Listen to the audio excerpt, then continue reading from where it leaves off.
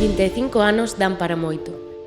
Senón, que llo pregunten á Rosalía, que con 25 anos viña de entregar o primeiro manuscrito de Cantares Gallegos, ou a Castelao, que con esa idade comezaba xa a expoñer os seus primeiros debuxos.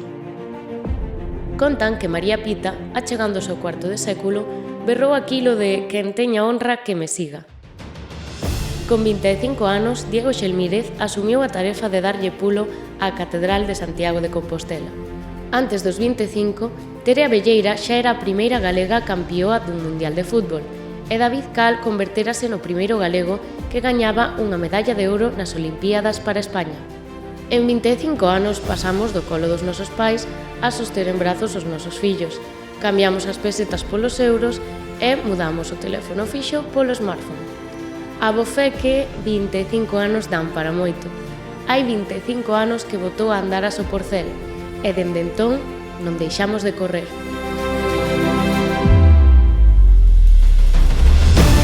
Fomos facendo medrar o número de exemplares de Porco Celta.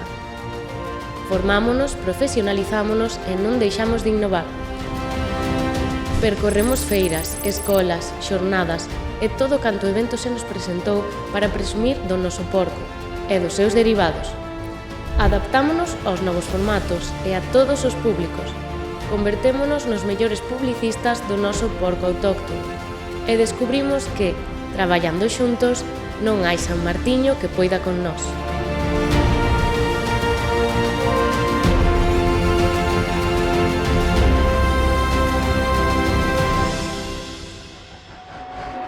A Soporcel, 25 anos coidando da raza Porco Celta.